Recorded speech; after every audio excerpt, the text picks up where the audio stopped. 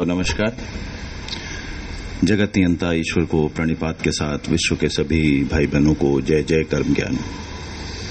बहुत ही अद्भुत, विलक्षण, एक ऐसा जादू समान विज्ञान जिसको समझने के बाद जीवन ऐसे लगेगा जैसे मानो खुद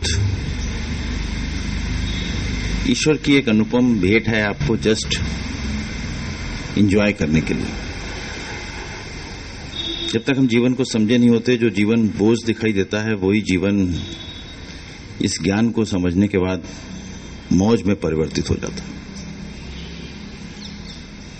और ये बोझ से मौज की यात्रा सिर्फ इस पर निर्भर करती है कि कितनी जल्दी आप जीवन के बोझ को मौज में परिवर्तित कर देंगे, जितनी जल्दी आप इसको समझ जाएंगे। समझने के बाद सिचुएशन आने पर इम्प्लीमेंट करेंगे। बार बार एक ही चीज बताते हैं, बहुत ही इंपॉर्टेंट चीज है जो फर्स्ट डे से भी अगर कोई समझना शुरू करे, सीखना शुरू करे, जानना शुरू करे, तो सबसे इंपॉर्टेंट चीज है कि पहले एक्सेप्टेंस से स्वीकार भाव। जो कुछ हमारे सामने आ रहा है, अभी आ चुका है, यानी जो आया है वो आ चुका है एक तरह से, तो स्वीकार तो वैसे भी करना ही करना है। अगर हम विज्ञान को समझ लेते हैं तो हम विचलित नहीं होते। साइंस ये है कि जो भी फल आया हमारे कर्मों के अनुसार है, इसमें कोई इफ एंड बट नहीं है। तनिक भी कोई ऐसी दो राय नहीं है जो आप को कुछ डाउट हो कि नहीं ये मेरे कर्मों का फल नहीं। बिल्कुल 100% सच है कि जो आपके सामने आ रहा है आपके कर्मों का फल है। अगर तुम इसको समझ लोगे तो विचलन कहां रहेगा। सबसे बड़ी चीज जो इंपॉर्टेंट बात लाइफ में है वो है विचलन की, अंदर डिस्टर्बेंस की। हम एक्सेप्ट ही नहीं करना चाहते। जैसे एग्जाम में फेल हो गए तो ये एक्सेप्ट ही नहीं करना चाहते, हमने मेहनत उतनी नहीं करी, नहीं हमें मार्क्स अच्छे नहीं मिले। अब ये दोनों चीजों में डिस्क्रिपेंसी हो गई। अगर तुम जीवन में चीज को समझे हो तो जो कुछ तुम्हें मिल रहा है वो तुम्हारे ही कर्मों के अनुसार मिल रहा है, अलग से कुछ नहीं मिल रहा है, चाहे कोई भी चीज हो। इवन अगर एग्जाम में मार्क्स नहीं मिले तो भी सोचो कहीं ना कहीं हमारे कर्मों का ही बीच में हिंड्रेंस होगा। अच्छे से वहां आउटपुट नहीं दे पाए होंगे, आता होगा लेकिन हम लिख नहीं पाए होंगे। जब आप उसकी दिशा सही लेते हो ना, जीवन के और जीवन के प्रति जीवन के दृष्टिकोण की, तो अपने आप आपको देखोगे कि सिर्फ लाइफ में डिफरेंट परिस्थितियों को टैकल करने की आप एक अलग अलग कला सीखते हो। जैसे अच्छा प्लेयर होता है क्रिकेट में, अच्छा प्लेयर खेलने जाता है तो कोई भी बॉलर बॉलिंग कर रहा हो उससे उसको क्या फर्क पड़ता है। कई बार किसी बॉलर की बॉलिंग देखी ही नहीं होती, फर्स्ट टाइम ही वो बॉलर दिखाई दे रहा होता है। कभी हम किसी की देखे हो तो जीवन की परिस्थितियां भी ऐसी हैं। आप 100 परिस्थितियां सोचोगे कि ऐसी आएगी तो हम ये जजमेंट लेंगे ना। कर्म ज्ञान सीखने के बाद जो परिस्थिति आएगी उस अनुसार जो बेस्ट होगा वो बिना डरे, बिना विचलित हुए, बिना हिचकिचाए वो निर्णय लेंगे। That is the important thing. जैसे मैथ्स का सवाल होता है, हम उसमें कभी देखते नहीं कि मल्टीप्लिकेशन हम याद कर लें कि भाई 73 मल्टीप्लाइड बाय 74 कितना होगा, 72 मल्टीप्लाइड बाय 76 कितना होगा। क्यों? अनगिनत संख्याएं जिसकी कोई सीमा नहीं है। फिर खाली 2 डिजिट की नहीं, फिर 3 डिजिट की, 4 डिजिट की, 5 डिजिट की, 6 डिजिट की। अभी कॉन्सेप्ट पता है, कोई भी संख्या दी जाए, मैथमेटिक्स का कॉन्सेप्ट है बड़ा सिंपल। 2 से 9 तक की टेबल आनी चाहिए, एडिशन आना चाहिए और मल्टीप्लिकेशन का कॉन्सेप्ट आना चाहिए। बस वही जीवन का सिंपल सिद्धांत है। कर्म ज्ञान के सिंपल नियम आने चाहिए, प्रारब्ध पुरुषार्थ क्या है वो आना चाहिए, किस बेसिस पर या किस सिद्धांत पर या किस विज्ञान पर ये जीवन चल रहा है। मनुष्य के लिए जीवन का विज्ञान क्या है। अगर जैसे आपको वो मालूम है कि साइंस क्या है मनुष्य के लिए, उसकी परिस्थितियों का विज्ञान क्या है, जो सब उसको मिल रहा है उसका विज्ञान क्या है। कोई बचपन से अमीर घर में पैदा होता है, कोई गरीब घर में पैदा होता है, कोई झुग्गी झोपड़ी में पैदा होता है, कोई महलों में पैदा होता है। किसी के पास सब कुछ होता है, किसी के पास कुछ नहीं होता। कई बार तो शरीर भी विकलांग होता है, या मन से विकलांग होते हैं, या बुद्धि से विकलांग होते हैं। कोई तो रीजन होगा ना जो समझाने की कोशिश हर बार कहते हैं, आपको जो कुछ मिला है आपके कर्मों के अनुसार मिला है। कुछ हमने जो पिछले जन्म में कर्म किए थे उसके अनुसार मिलता है, और कुछ हम जो इस जन्म में कर रहे होते हैं आज से पीछे। आज जो बैठे हुए आप इससे पीछे कई सारे कर्म करके आए हुए, जो दूसरों को दुख देने के लिए, दूसरों के लिए गड्ढा खोदा होगा, जो दूसरों को कष्ट दिए होंगे, जो जानबूझ के जहां किसी की मदद करनी चाहिए नहीं की होगी स्वार्थ के कारण, वो सब आपका विकर्म तो बनेगा ना। दूसरे को कष्ट पहुंचाया होगा। तो सिंपल सी चीज है, जैसे जैसे हम उसको समझते जाते हैं, एज सुन एज कर्म ज्ञान समझ गए, अपने आप जीवन में शांति, संतुष्टि और आनंद, ये तीनों आ जाते हैं। फिर ये शांति, संतुष्टि, आनंद वहीं तो रुकते नहीं है, ये शांति, संतुष्टि, आनंद बढ़ते जाते हैं और हम दूसरों को बांटने की कोशिश करते हैं। तीसरी चीज, हम हर क्षेत्र में सफल होकर दिखाते हैं। क्यों? हमें चाहिए कुछ नहीं, लेकिन हम दूसरों के लिए मार्गदर्शन कर सकें, दूसरों के लिए रास्ता दिखा सकें, इसलिए हर क्षेत्र में सफल होकर दिखाते हैं। अगर सफल होकर नहीं दिखा रहे तो दूसरों को मार्गदर्शन कैसे मिलेगा? दूसरों के लिए उदाहरण स्वरूप कौन बनेगा? तुम बोलो हमें सब मिल गया, अब तो चुपचाप बैठ जाओ। तो ये तो बेसिक चीज है जो शुरू में अलग अलग तरीके से बताते हैं। आज का कर्मयोग की तीसरी परिभाषा, अभी तक दो परिभाषाएं बताई हैं।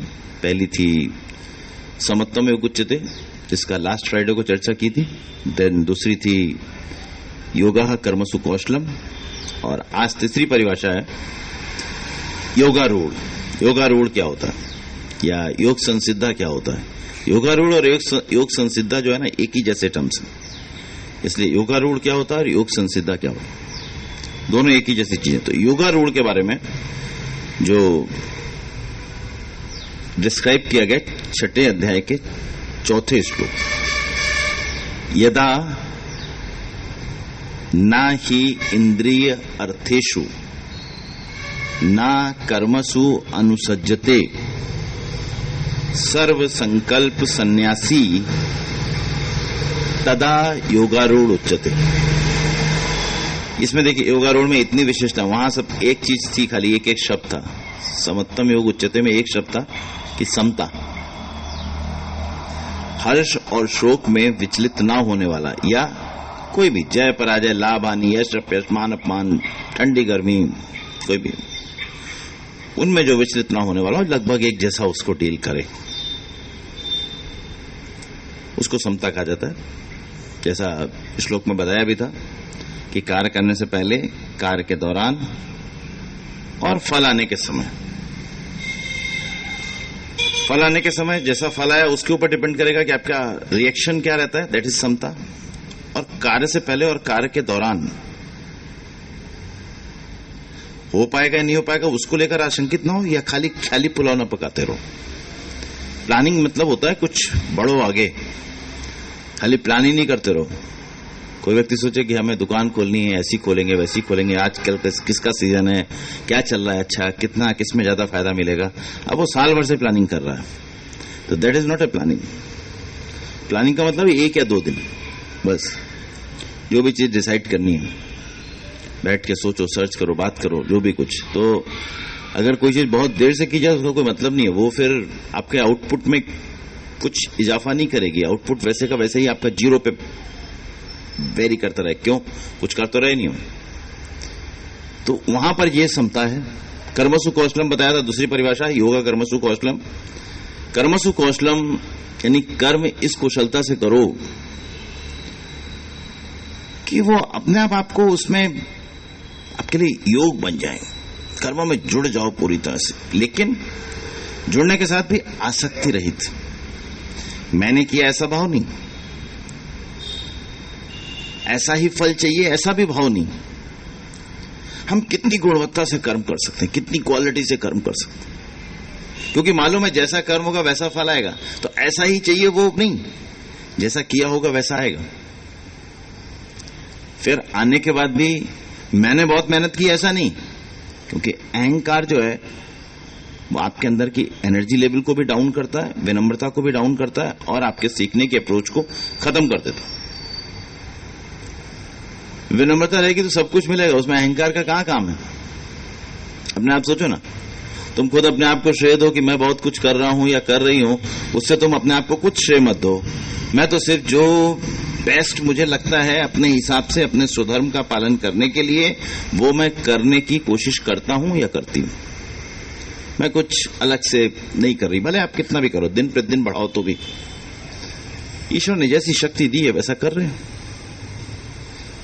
That's all. ऐसा मानो ही क्यों कि मैं इतना कुछ कर रहा हूं तो भी मुझे कोई सम्मान नहीं मिल रहा है, मान नहीं मिल रहा है। उल्टा मान तो दूर की बात है, अपमान मिल रहा है। ये सोचो ही क्यों? ये विचार ही तब आएगा जब तुम अपने आप को कुछ समझ रहे होगे। तुम अपने आप को कुछ समझो ही नहीं ना। अपने तो जितने दिन है खूब फर्स्ट क्लास मस्त हैं, जो जिसके लिए कर सकते हो करते रहेंगे। अब जब जिसके लिए कर सकते हैं करते रहेंगे तो अपने परिवार के लिए क्यों नहीं करेंगे? जिस इंस्टीट्यूशन में काम करते हैं वहां के लिए क्यों नहीं करेंगे? इस ईश्वर ने जो इस सृष्टि में भेजा है उस ईश्वर के लिए क्यों नहीं करेंगे? ऐसे सोचो ना।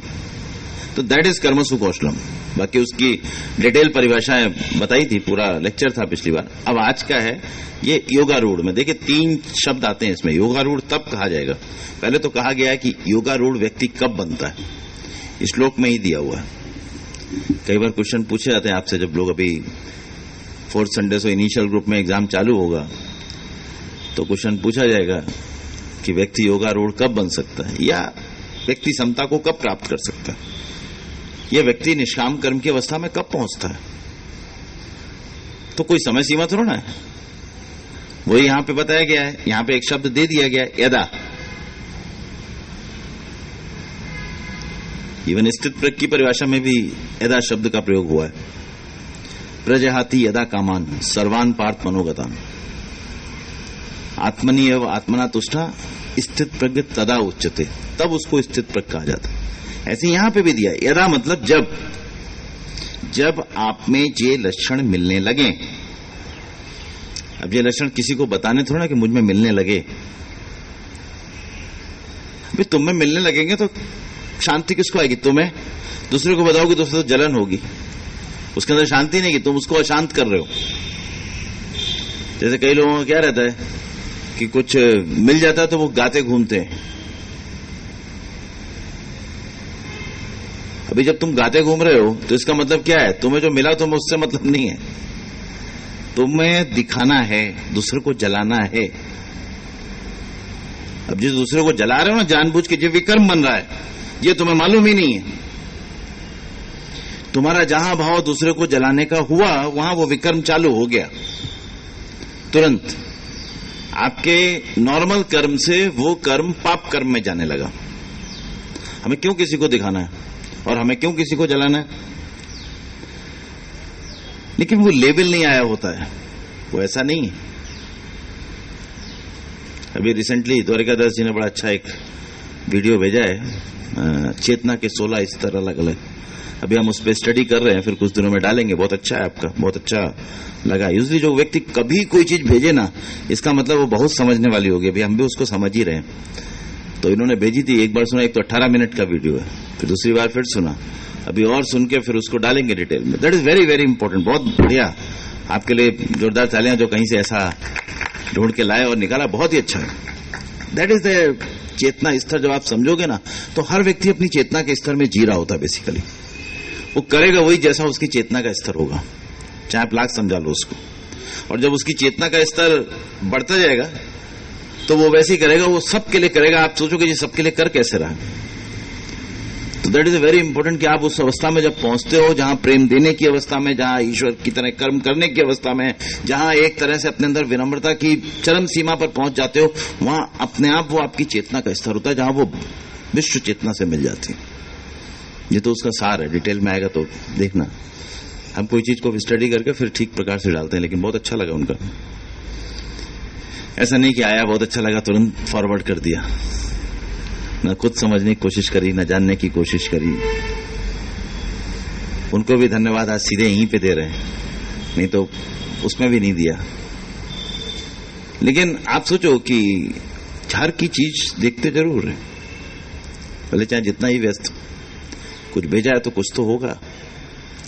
ये अप्रोच होनी चाहिए। जब आप किसी चीज को समझने की कोशिश करते हो, और उन्होंने भी ऐसे सबको नहीं भेजा होगा, उन्होंने बोला होगा सर समझ सकते हैं तो सर को ही भेजा होगा, बाकी किसी को नहीं भेजा होगा। हाँ, एक को ही भेजा, बाकी तो किसी की समझ में नहीं आया तो बेच के फायदा क्या। डस्टबिन में कूड़े की तरह डाल दे उसको, जो चीज समझ में नहीं है लिखी हुई। तो उन्होंने मुझे भेजा, मैं 2 बार सुन चुका हूं ऑलरेडी। अब उसके बाद मैंने उसको स्टडी करना शुरू किया, डिफरेंट स्तर्स को। तो उसमें वक्त लगता है बेसिकली स्टडी करने में, कैसा होता क्यों है, ये चेतना का स्तर ऊपर उठता कैसे, नीचे गिरता कैसे। क्योंकि वो तो एक चीज बता दी कि ऐसा होता है, लेकिन ऐसा हो क्यों रहा है। जब जिज्ञासा आपके अंदर ये होगी कि ये हो क्यों रहा है, और जिन व्यक्तियों का चेतना का स्तर नीचे है, मतलब उसमें साफ साफ दिया है, जिसका चेतना का स्तर 20 पॉइंट्स है, 50 पॉइंट्स है, वो लोग निराश रहेंगे, आपराधिक प्रवृत्ति में रहेंगे, बहुत सारे खराब खराब कृत्य करेंगे, सुसाइड भी को कर सकते। अब इनके स्तर को बढ़ाया कैसे जाए। अपना उद्देश्य तो ये, खाली बता देना उद्देश्य नहीं कि तुम्हारा चेतना का स्तर ये। आध्यात्मिकता में जितनी चीज समझोगे उतना और मजा आएगा, बशर्ते कि तुम उस लेवल पे पहुंचे हो जो तुम समझ सको। तो दैट इज इंपॉर्टेंट। अब यहां पे क्या बता रहे थे, यदा। देखिए बहुत इंपॉर्टेंट शब्द है। पहली बात यह समझने की, तुम कोई भी चीज में प्रयास कर रहे हो, तुम कितने दिन में सफल होगे। हर बार जैसे लोग कहते हैं कि हम 1 ही साल में 12th निकाल लेंगे, 1 ही साल में कॉम्पिटिशन में सेलेक्ट हो जाएंगे, ऐसा तो ना। तुम्हारा हर का स्तर अलग अलग है। तुम जब उस लेवल तक पहुंचोगे जितना फल देने के लिए जरूरी है, तभी तुम्हारा कॉम्पिटिशन निकलेगा, उससे पहले नहीं निकलेगा। कोई पूछे कब निकलेगा, सब वो कैसे पता कब निकलेगा, तुम जब पहुंचा पाओगे उस तक।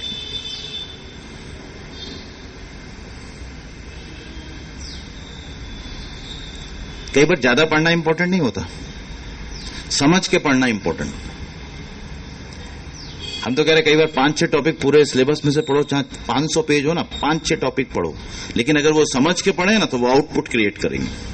और तुमने 50 टॉपिक पढ़े, समझे एक भी नहीं है, तो मार्क्स कम आएंगे। यही हाल इसका कर्म ज्ञान का है।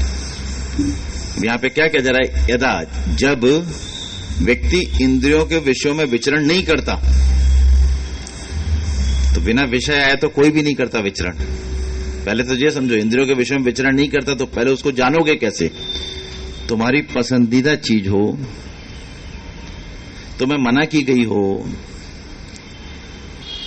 कोई देख नहीं रहा हो, उसके बाद भी तुम ना खाओ, ये इंद्रियों कर्तों में विचरण ना करने की बात है। कोई भी चीज, तुम्हारा फुल कंट्रोल, और वो भी प्रसन्नता पूर्वक। खाने को नहीं मिलेगा ये नहीं, ये हमें नहीं खाना है। क्यों? क्योंकि हमारे स्वास्थ्य के लिए अच्छा नहीं है। ये प्रसन्नता पूर्वक इंद्रियों पर नियंत्रण हुआ। बिंदु क्या सोच रही हो, नहीं कर पा रही हो, यहीं पे रहो, कहीं सोचो मत। हाँ, जब हम प्रसन्नता पूर्वक अपनी इंद्रियों पर नियंत्रण स्थापित कर लेते हैं, तब अपने आप आपको वो जो इंद्रियों के विषय है ना, वो डिस्टर्ब नहीं करते। आपको जिस चीज का उपयोग करना होगा आप करोगे, जिसका उपयोग नहीं करना नहीं करोगे। उपयोग एंड उपभोग दोनों जिसका करना होगा उसको करोगे, नहीं करना तो नहीं करोगे। अब इंद्रियों के 5 विषय खाली एक खाने का ही विषय नहीं है। केवल किसी को कोई चीज अच्छी लगती, कोई भी हो सकता है, व्यक्ति, वस्तु, जगह, कोई भी चीज हो सकती है। अभी उसमें नियंत्रण नहीं हो, मान लो अभी जब घर पे हम अपने कार्यों में व्यस्त हैं, अपने वर्क प्लेस पे अपने कार्यों में व्यस्त हैं, तब किसी व्यक्ति विशेष की फोटो आपकी आंखों के सामने घूमती रहे तो ये कोई इंद्रियों पर नियंत्रण थोड़ा ना हुआ। अभी इंद्रियों के वश में हो, क्यों? तभी तो वो ध्यान में आ रही, बार बार नहीं आ रहा तो विचार पहले आ रहा है, विचार के बाद वो विजन में आ रही है। जब आप जिस जगह हो उस जगह पूरा, हाँ आप रिलैक्स हैं तो भले अपन टीवी देखें या उस व्यक्ति को ध्यान में देख के, वो कोई बात नहीं। अभी आप टीवी देखो या उस व्यक्ति को देखो, बात अलग है। अपने कल्पनाओं में, अपने विचारों में तो डिफरेंट बात हो गई। लेकिन काम में लगे हुए तो उसका ध्यान आएगा तो क्या हुआ, कार्य की कुशलता घट जाएगी ना।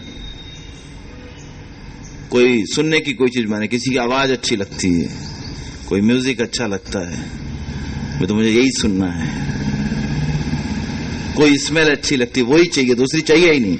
ऐसा वो ठीक है, होनी चाहिए, नहीं वो है तो दूसरी लो ना, जो बेस्ट लगे तुम्हें उसमें से। ऐसे 5 विषय इंद्रियों के होते हैं। विषय कहां से जाते हैं? जीभ से, आंख से, कान से, नाक से और त्वचा से। ये 5 विषय हैं इंद्रियों के, जिनको ज्ञानेंद्रियां कहते हैं या आपके सेंस ऑर्गन्स कहते हैं। तो जब व्यक्ति इंद्रियों के विषयों में विचरण नहीं करता, इसका मतलब ये नहीं कि उसने अपने, जैसे कहते हैं पहले के समय में क्या था, बीच में थोड़ा सा स्पिरिचुअलिटी डिस्टर्ब हो गई थी, यानी वो प्रसन्नता के साथ चीजों को अडॉप्ट करने की जगह भले बांध बूंद के, जैसे बच्चा हो ना शैतानी कर रहा, उसको बांध दिया रस्सी से, उससे उसकी शैतानी कम नहीं हो जाएगी, उल्टा जब खोलोगे तो और बढ़ेगी। साथ में अच्छा बांधा था, अभी देखो तुम्हें क्या दिखाते हैं मजा। तुम्हारी 4 पैर पर तोड़ के रखेगा, जो लेटने आओगे गिर जाओगे उसमें से। कुर्सी ऐसी रखेगा, 4 पैर लगा के रखेगा, आओगे जैसे बड़े गिरोगे, कुछ ना कुछ करके, और आपके खिलाफ नोटोरियस एक्टिविटी करेगा। अभी तुम उसको समझाओ, देखो ऐसे करोगे तो ये नुकसान है, तुम्हें जो कुछ करना है करो, लेकिन तुम उसको समझाओ, देखो ये प्लग है, इसमें आग हाथ डालोगे तो झटका लग जाएगा, ये आग है, छुओगे तो जल जाओगे। अब उसको जलने तो एक बार समझाया, जल जाओगे मतलब दर्द होगा, तुम्हें चुभेगा। अभी एक बार डालेगा, अगली बार से डालेगा नहीं, अगली बार तुम लेके जाओगे, डालो हाथ तो खींचेगा, समझ गया खुद ब खुद। That is called practical. जो प्रैक्टिकल क्यों कराया जाता है? प्रैक्टिकल हर चीज में इसीलिए कराया जाता है, बच्चों को कुछ बता के दिखाओ ना। छोटे बच्चों को कैसे सिखाया जाता है? 10 बॉल रख दी, अभी ये 10 बॉल तुमने 2 बॉल विजय को दे दी, अजय से बोल रहे हैं 2 बॉल विजय को दे दी, तुम्हारे पास कितनी बची? तो गिनेगा 1 2 3, ऐसे गिन के उसको मालूम पड़ेगा, हाँ ये 2 उधर गई। ऐसे ही तुम कर्म ज्ञान में भी एक्सपेरिमेंट इज इंपॉर्टेंट। अगर आपके अंदर शांति, संतुष्टि, आनंद नहीं आ रहा तो तुम देखो कि प्रॉब्लम कहां है। क्या फल आने के समय विचलित हुए हो? कई बार कहोगे नहीं साहब अब तो हम फल को स्वीकार कर लेते हैं, तो जब देखोगे कि फल आया तो हम डाउन हो गए थे थोड़े, तो अभी नहीं आया, अभी और बार बार अभ्यास करने की जरूरत है कि फल मन मुताबिक नहीं आएगा, फल मन मुताबिक नहीं आएगा। इस तरह की चीज को जब हम बार बार करते हैं तब वो सुदृढ़ होती है। बार बार क्यों कहते हैं कि जब तक जिसको समझ में नहीं आया, जो एक स्टेज पे पहुंच गया, एक वो तो उदाहरण के लिए है दूसरों के, लेकिन जिसको अभी उस अवस्था में पहुंचा नहीं उसको क्यों कहते बार बार सुनो? तो मैं आ गया बराबर है, आ गया तो ऐसे तो इतने दिनों से गीता का कौन सा श्लोक इतने दिनों से नहीं मालूम था? कर्मण्यवाधिकार से तो मतलब देखा होगा पिछले 50 सालों से हर जगह लिखा रहता है, गीता सार भी हर जगह लिखा रहता है। जो हुआ अच्छा हुआ, तो कई बार व्यक्ति सोचता था अपने उसको टांग तो लेता था, लेकिन पढ़ते पढ़ते सोचता था जो हुआ अच्छा हुआ, कहां अच्छा हुआ? टांगे भी हुए सामने, लेकिन नेगेटिविज्म भी है। बेसिकली जिन लोगों ने वो बनाया शब्द सही नहीं बनाया।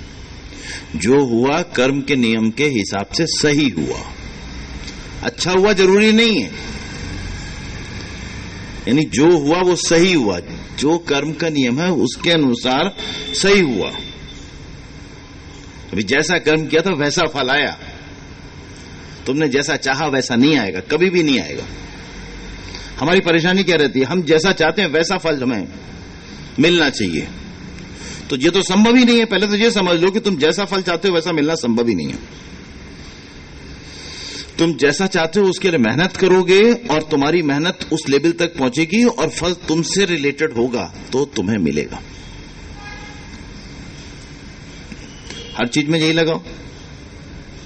दूसरे से रिलेटेड है तो इच्छा क्या को करने की है? अभी दूसरे से रिलेटेड उसको बताने का कि तुम इस तरह से करो, तो जब तक ये चीज सही नहीं होगी तब तक कैसे आएगा? मतलब तो पहले देखो कि क्या हम इंद्रियों के विषयों में विचरण करना बंद कर दिए हैं? वो जैसे मन किया और कोई परहेज नहीं है तो रसगुल्ला खाना, जो इंद्रियों के विषयों में विचरण करना नहीं कहलाता है। अभी हमारा मन रसगुल्ला खाने को कर रहा है, भले रात का 11 बजे है, दुकान अभी खुली होगी, मेरा मन कर रहा है, मुझे कोई परहेज नहीं है, जाने में भी कोई बारिश बाहर नहीं हो रही तूफान जैसी, तो हम लेने के लिए निकले, तो ये तो पुरुषार्थ है। दिस इज कॉल्ड पुरुषार्थ। अब इसको गलत नहीं समझो। अभी तुम्हारा किसी से मिलने का मन हो, भले रात के 11 बजे मिलने का मन करे, तुम जा सकते हो, दूसरा भी जाग रहा है, वो तैयार है, तुम्हारा मन है, मिलाओ जाके। ये विषयों में विचरण करना नहीं। अभी वो सो गया है, उसने बोला मैं तो सो गया हूं, अभी मेरा तो मन है, मुझे तो आना है, अभी नहीं आएंगे तो विचलन होगा। अब वो सो रहा है तो तुम्हें नहीं जाना है, अभी नहीं जाने के बाद तुम भी चुपचाप सो जाओ। ये इंद्रियों के अर्थों में विचरण करना नहीं हुआ। ये आपको समझ में आया अच्छे से? हाँ।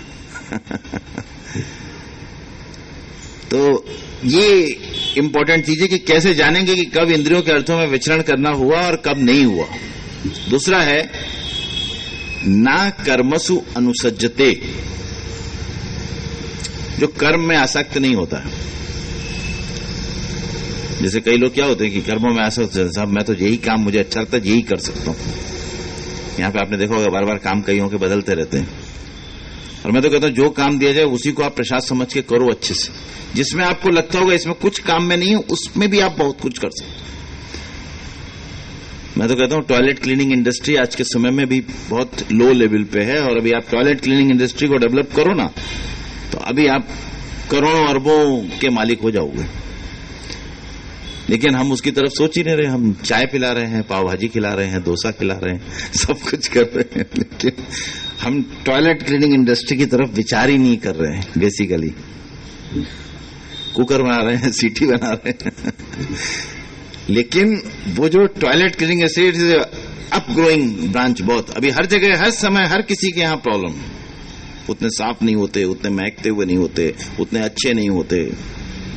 व्यक्ति अगर आके उसके पास फर्स्ट क्लास मशीनें हैं और आके करेगा, तो आप देखोगे कि हर कोई अपने आप उससे काम करेगा। This is very growing branch, जैसे बाकी चीजों की।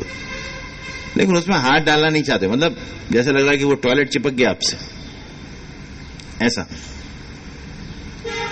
और मैं तो कहता हूं कि अगर आपको वाकई कर्मयोग सीखना है तो पहले पब्लिक टॉयलेट साफ करने का हैबिट डाल लो, तो समझो कर्म सब आपको एक जैसे लगने लगे। हाँ,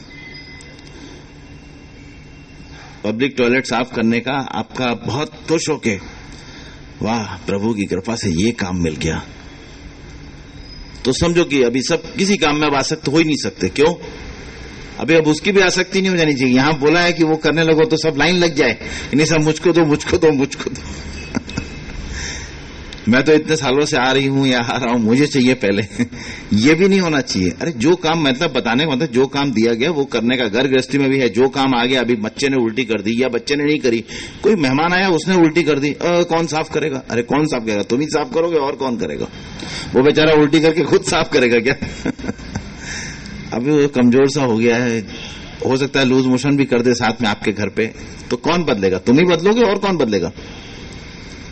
अभी ऐसा गंदा सा मुंह बनाओगे तो उससे थोड़ा ना कुछ फर्क पड़ जाएगा। नहीं सब बदबू आ रही, तो बदबू तो आएगी उसमें, स्मेल थोड़ा ना आएगी उसमें अच्छी सी खुशबू, कोई गुलाब जैसी, वो तो बदबू ही आएगी ना। अभी सीवर लाइन साफ करोगे तो उसमें तो गैस भी निकलती है, बदबू ही आएगी ना उसमें खुशबू कैसे आएगी? बड़ी सिंपल सी बात है। अभी किसी के पैर में कीड़े पड़ जाए, सड़ गया हो पैर, तो वहां से बदबू ही आ रही होगी इतनी बुरी तरह से, गिन जैसा हो गया होगा। तो साफ तो किसको करना है? तुम्हें ही करना, तुम्हारे घर में है तो कुछ भी हो जाए तो ये इंपॉर्टेंट चीजें होती।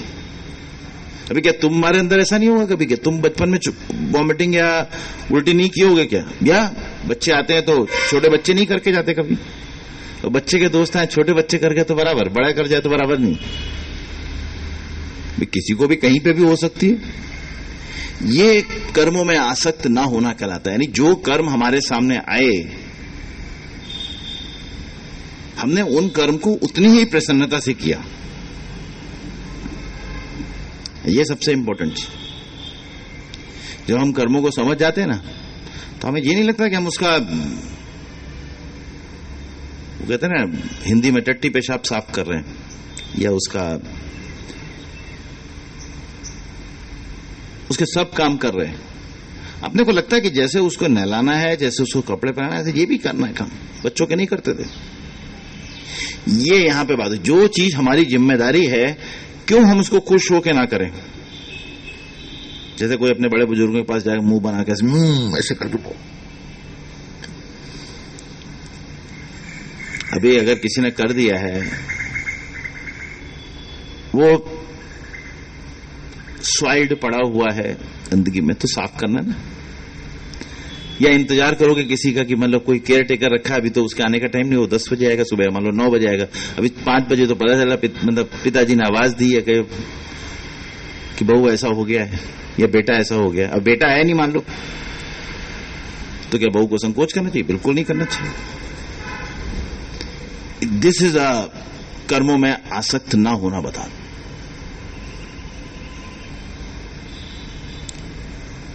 बात समझ में आ रही नहीं रही? कर्मों में आसक्त ना होना ये चीज। अभी रिसेंटली पता चला कि मतलब श्वेता अपनी मौसी की बहुत अच्छी सेवा कर रही है, लेकिन मौसी की कर रही है वो तो बराबर है, अगर मौसा होते तो भी ऐसी करती तो ये उसकी और क्वालिटी कराती। मौसी होती ही नहीं, अकेली बेचारे, अकेले मौसा, और कोई उनका देखभाल करने वाला नहीं। जैसे मौसी की करे ऐसे ही मौसा की करती, तो ये कर्मों में आसक्त ना होना कहलाता है। ये जस्ट एग्जाम्पल उसके समझने के लिए।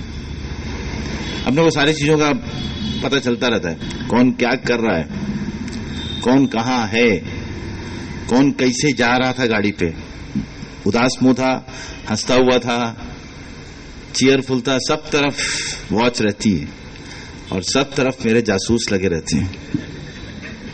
हाँ, वो सब कुछ बताते रहते हैं कि कौन कैसा था, किसके घर में क्या परेशानी आई, क्या क्या नहीं हुआ। जो आपको भी नहीं पता होता वो कई बार मुझे पता होता, लेकिन मैं जिक्र नहीं करता, इसलिए कि आपको निखारना हमारा काम है, ना कि आपकी गलतियां बताना या वो करना। वो तो गलतियां तो अपने आप कर्म ज्ञान सीखोगे, खुद ब खुद निकलती जाएंगी, निकलोगे तो। ये कर्म में आसक्त ना होना कहलाता।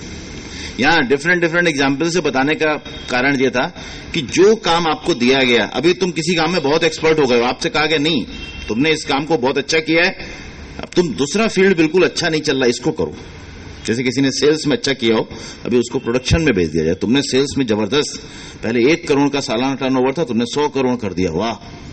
अभी मैन्युफैक्चरिंग हमारे मन मुताबिक नहीं चल रही है, प्रोडक्शन उतना नहीं चल रहा। अभी तुम जो है ना प्रोडक्शन के इंचार्ज हो, बोले साहब हमने कितना मेहनत किया है, ये शब्द आया तो फिर कर्म में आ सकता। वो बोले जी सर, जो आपने मुझ पर विश्वास किया मैं आपके विश्वास पर खरा उतरने की कोशिश करूंगा, ठीक है, प्रोडक्शन यूनिट दिखाइए मुझे तुरंत, आज से ही काम शुरू कर देता हूं। नहीं आज तो आप रेस्ट करो। नहीं रेस्ट का का बेस्ट देना है तो रेस्ट नहीं, अभी से ही काम शुरू। अभी प्रोडक्शन यूनिट को बढ़ा दिया, सेल्स को बढ़ा दिया, देन वो अपने आप ऑनर बोलता है अब तो सब चीज आपने ठीक कर दी। एक चीज है, टीम में टीम वर्क नहीं है, मतलब पूरी जो यूनिट है, अपना जो पूरी इंडस्ट्री है उसमें टीम वर्क नहीं है। आपके अंदर सब क्वालिटी, अभी आप ये भी छोड़ो, अब आप टीम वर्क पे लगो, सैलरी आपकी डबल की जाती है। अभी काम तो ले लिए, नया काम, अभी 4 लोगों के बीच में तो टीम वर्क डेवलप करना मुश्किल होता है। अभी सोचो किसी के 1000 एम्प्लॉई हो, उनके बीच में टीम वर्क डेवलप करना, it is not a easy job. लेकिन कुछ ना कुछ तो होगा जिससे टीम वर्क डेवलप किया जा सकता है, कोई तो तरीका होगा ना, करेगा वो। ये कर्मों में आसक्त होना नहीं कराता। इसलिए एग्जाम्पल दे रहे हैं कि आप किसी भी जगह, कहीं पर भी, किसी भी वर्क प्लेस पर किसी कर्म में आसक्त नहीं हो। ये ना कर्मसु अनुसज्जते का मतलब। फिर सर्व संकल्प सन्यासी, वो पूछने का बाद में रखो, तुम अभी तो समझ ही रहे हो, अभी पूछोगे तो बाकी पूरा विश्व में लोग कंफ्यूज हो जाएंगे। हाँ, तुम तो अकेले आ जाया करो बैंक में शाम को, वहां पूछा करो आराम से, हाँ पढ़ के आया करो, थोड़ा समझ के फिर पूछा करो, लिख के लाया करो। तो सर्व संकल्प सन्यासी, सर्व संकल्प सन्यासी का मतलब है कि बेसिकली कामनाओं के कारण उत्पन्न हुए कर्मों का जो त्याग कर सकता है प्रसन्नता पूर्वक। गीता में सन्यास की परिभाषा भी दी हुई है, काम्यानाम कर्माणाम न्यासम सन्यासम कवियो विदु। कामनाओं के कारण उत्पन्न हुए कर्मों के त्याग को ज्ञानी जन सन्यास कहते हैं। यहां वही सन्यास की बात की गई है, सर्व संकल्प सन्यासी। उसका इंटरप्रिटेशन दूसरी जगह से निकालना है कि कोई पूछे भाई इसका मतलब क्या है सर्व संकल्प सन्यासी, तो संकल्प मतलब जो करने के लिए लिया वो नहीं संकल्प, जो आपके दिल में यहाँ पे कोई चीज में लय लानी होती ना, जैसे श्लोक में भी लय लानी है तो शब्द उस तरह का प्रयोग करते हैं, लेकिन यहां समझने की चीज यह है कि जो कामना हुई वो कामना पूरी करने की गुंजाइश है, पूरी हो सकती है, सिचुएशन है। मन में कामनाएं उठती रहती लगातार जब तक आप उस शांति की अवस्था में नहीं जाते, और जब शांति की अवस्था में पहुंच जाते तो भी एक आगे बढ़ने के लिए भी तो कामना, इच्छा या प्लानिंग वो एक ही चीज है। लेकिन कोई भी कामना हुई, लेकिन उस कामना को अगर वो पूरी होने जैसी नहीं है तो आपने उसको जैसे इरेज कर दिया। इरेज करने का मतलब होता है जैसे स्लेट पे या ब्लैक बोर्ड पे लिखो ना, उसको डस्टर से मिटा दो, ये इरेज करना कहलाता। अभी आजकल पेन से लिखते हैं तो इरेज नहीं कर सकते, उसके ऊपर कुछ व्हाइटनर डालना पड़ेगा, ये दबाना कहलाता है। इरेज करने का मतलब आपने बिल्कुल हटा दिया, जैसे पेंसिल से लिखो रबड़ से मिटा दो, अब नीचे कुछ नहीं रह गया। मतलब ऐसा नहीं कि पूरा तो नहीं कर पाए, क्योंकि सिचुएशन नहीं कोई भी चीज की। तो रात के 2 बजे रसगुल्ला खाने का मन करे तो कहां से पूरी होगी? तो कामना हुई लेकिन पूरी भी नहीं कर सकते, लेकिन विचलन नहीं होना चाहिए तो बराबर है। अपने रात भर रसगुल्ला ही दिमाग में घूम रहा है, ऐसे कोई भी चीज का हो सकता है। तो जस्ट एक एग्जांपल बताया, कोई भी चीज, किसी भी चीज की जो कामना हुई वो पूरी नहीं हो सकती। मान लीजिए अभी कोई चीज आपको अच्छी लगती है और अभी बता दिया गया यूरिक एसिड आपको आया है और यूरिक एसिड के लिए नॉनवेज नहीं खाना है, तो फर्स्ट प्रायोरिटी है। तो आपको नहीं खाना तो तुरंत आपके अंदर आना चाहिए कि भाई नहीं खाना है, भले कितना भी अच्छा लगता हो कहीं भी बनाओ। अभी कहा जाए कि वैसे तो अल्कोहल जो लोग वैसे होंगे पीते होंगे और जिनको अल्कोहलिक लिवर डिसीज की वजह से सिरोसिस हो जाए और सिरोसिस की स्टेज में जाने वाला है, कहा जाए अब अगर अल्कोहल पिया है, दारू पिया तो अब आपका लिवर गया, फिर दूसरे लिवर की तलाश शुरू कर दो कहीं से मिलता हो तो। अभी तक भले वो थोड़ा ही थोड़ा पीता, लेकिन अब प्रसन्नता पूर्वक कि ये नहीं अब ये भी कोई जिंदगी है बिना दारू के, बिना अल्कोहल के। ये मतलब हुआ उसका कामना, मतलब कोई भी चीज की कामना हो सकती। अभी तुम्हारा जाने का मन करे, कोई देख के आया स्विट्जरलैंड बहुत अच्छा है, किसी ने बताया बहुत तारीफ की, तुम करो हम भी जाएंगे, तो तुम्हारे पास बजट तो है नहीं, किसी जमाने में सब किसी समय में होगा ना तब जाएंगे, अभी नहीं जाएंगे। अभी तो हमारे लिए बहुत सारी जिम्मेदारियां, हमारे घूमने पैसा क्यों बेकार करेंगे जब हमारे पास इतनी सारी जिम्मेदारियां, उनके लिए पैसा नहीं है प्रॉपर। तो अपने स्वधर्म का पालन करना पहले जरूरी है या घूमना जरूरी है पहले? That is important. आप खुश हो तो आप हर जगह खुश हो, घूम के ही खुश नहीं होगे। मैं तो कह रहा हूं जो खुश है वो जहां है अपने स्वधर्म के पालन में ज्यादा खुश है, दैट इज द इंपॉर्टेंट। उसको कहीं जाने की जरूरत नहीं है। जो बेसिकली अंदर से खुश नहीं है वो बाहर खुशियां ढूंढते, जो अंदर से खुश है वो तो हर जगह खुश है। वो तो उसके पास आया तो उससे ज्यादा, जहां घूमने गया उससे ज्यादा खुशियां लेके जाए वो। मैं तो ये कहता हूं जो खुश व्यक्ति है उसके पास आप आओगे तो किसी हिल स्टेशन पे या किसी स्विट्जरलैंड जैसी जगह पे गए हो तो भी जो आनंद नहीं आएगा, उसके पास बैठोगे तो 1 घंटे में ही वो आनंद आ जाएगा, कहीं जाने की जरूरत नहीं होती। लेकिन हम अंदर से समझे कहां होते हैं, तो हम बाहर सुख की तलाश में भटकते फिरते हैं कि शायद यहां सुख है, शायद यहां सुख है, शायद यहां सुख है, सब चीजों में ढूंढते घूमते हैं। यहां पर यह मतलब हुआ किसी चीज का कि है पैसा, तो पैसा काय के लिए है? सफिशिएंट तो घूमने जाओ ना, भले तुम चार्टर प्लेन करके जाओ ना, नॉर्मल प्लेन से भी क्यों जाओ अगर पैसा है तो। अपना प्लेन होगा, जहां चाहे वहां उतार देंगे और क्या, और जब तक रुकना होगा वहां रुकेंगे, अच्छा लगेगा। जैसे नहीं आज के समय लोग अपनी गाड़ी से जाते हैं, वैसे ही कुछ दिनों में प्लेन होगा, जहां मन करे वहां स्टॉप कर देना, वहां रुक जाएंगे। तो यहां पर सर्व संकल्प सन्यासी का मतलब हुआ कि जो कामनाओं के कारण जो चीज पूरी नहीं हो सकती उसका प्रसन्नता पूर्वक त्याग कर देना और उस चीज को दोबारा से दिमाग में ना लाना। 2 दिन बाद फिर से आने लगे दिमाग में, तो फिर वो त्याग करना नहीं कहलाया। त्याग करना मतलब त्याग। जैसे भी कोई मांगने वाला आया, आपने उसका जो भी चीज था आपने उसको दे दिया, आपके पास जो था उसकी जो मदद कर सकते। अब थोड़े दिनों बाद फिर से याद आया मैं ज्यादा दे दिया, तो ये कोई मदद करना कहलाएगा? जो कैपेसिटी थी दे दी, और वैसे दिया तो तुमने क्या दिया? वो तो ईश्वर का जो दिया था वो तुमने दे दिया। तुम्हें किसने दिया था? ईश्वर ने दिया था। ईश्वर ने क्या? तुमने काम किए थे, काम करने के लिए तुम आए हो। जन्म किसने दिया? ईश्वर ने दिया। तो इनडायरेक्टली दिया किसने? सब ईश्वर ने दिया। लेकिन उसको कहां समझ पाते हैं? हम सोचते हैं कि हम सुबह से लेकर शाम तक मेहनत करते हैं, हमने कमाया है। तुमने कुछ कमाया नहीं है, तुमने अपनी मेहनत करी है, और तुम आए ही उसी लिए हो। ये देखो डायरेक्शन चेंज करने से। तुम आए किस लिए हो? सुबह उठ के, अभी चिड़िया भी सुबह उठ के निकल जाती है अपने बच्चे के लिए दाना लेने के लिए, जो बच्चा उसका घोंसले में पड़ा हुआ है। तो तुम अगर बच्चों की परवरिश करो तो कौन सा बहुत बड़ा तोप मार रहे हो कि मैंने बच्चों की परवरिश करी, बच्चों के लिए अपना सब कुछ छोड़ा। किसने कहा छोड़ना? तुमने छोड़ा वैसे है क्या? खाली कह रहे हो कि तुमने छोड़ा। वो सबका काम है। प्रकृति के जितने भी जीव हैं, जो भी है, वो अपने बच्चों के लिए करता ही है। तो यही तो कर्तव्य कर्म कहलाते हैं। तो सर्व संकल्प सन्यासी यानी ये 3 लक्षण यदा शुरू में किया था। जब ये 3 लक्षण मिलेंगे, इंद्रियों के अर्थों में विचरण। इंद्रियां और मन अलग अलग है। देखो, कई बार आपके सामने कोई चीज आती है, आपके मन में नहीं थी, फिर आप उसकी स्मेल से कितना अच्छा स्मेल हो रहा है, ये इंद्रियों ने मन को संदेश दिया। अब मन प्रसन्न हो गया इंद्रियों के कारण। अभी स्वाद तो नहीं आया, अभी क्यों खाया कहां है? अभी तो स्मेल आई है। स्मेल से ही चीज अच्छी लग रही है। किसी जगह पहुंच के बहुत डिसिप्लिन्ड वे में सब घर पड़ा हो, अच्छी सी लाइटिंग लगी हो, सब चीज अच्छा लग रहा हो, तो वो विजन आंखों ने उस चीज की सुंदरता को देख के, वाह कितना सुंदर घर लग रहा है। तो सुंदर कैसे? आंखों ने देखा, भाई आपने फील तो कुछ नहीं किया। तो इंद्रियां ये होती है। और मन का मतलब, अभी खाना आया नहीं आपके सामने, विचार आया,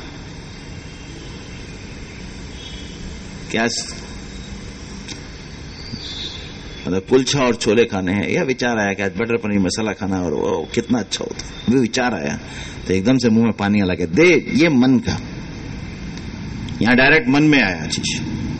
तो हम योग के अभ्यास के द्वारा भी सिखाते हैं कि 2 तरह से हम चीजों को कंट्रोल करते हैं। एक इंद्रियों पर भी नियंत्रण स्थापित करते हैं और एक मन पर भी नियंत्रण स्थापित करते हैं। दोनों ही चीजों पर नियंत्रण स्थापित किया जाता है। बेसिकली मन पर नियंत्रण स्थापित करने के लिए बुद्धि योग है, यानी कर्म योग, और इंद्रियों पर नियंत्रण स्थापित करने के लिए अभ्यास योग है, जिसको यहां पे प्राणायाम और योग कहते हैं। दैट इज अभ्यास योग पतंजलि।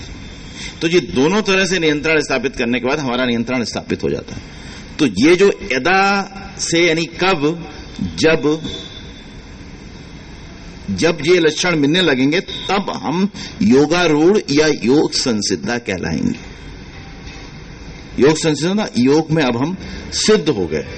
तो ऐसे लक्षण मिलने के बाद ही व्यक्ति योग में योगारूढ़ कहा जाता है या योग संसिद्धा कहा जाता है। इसलिए कर्म ज्ञान को अच्छे से समझें, जानें और अपने जीवन को और सुखमय बनाएं। अभी आगे आने वाले संडे को टॉपिक प्रारब्ध बड़ा है पुरुषार्थ, that is very important topic. Sunday के टॉपिक्स जो है वो और भी इंटरेस्टिंग रखते हैं, क्योंकि ज्यादा लोग संडे को आते हैं तो और अच्छे से सुन सकें। इसलिए कर्म ज्ञान को अच्छे से सुनिए, जानिए और अपने जीवन को सफल बनाइए। धन्यवाद, नमस्कार।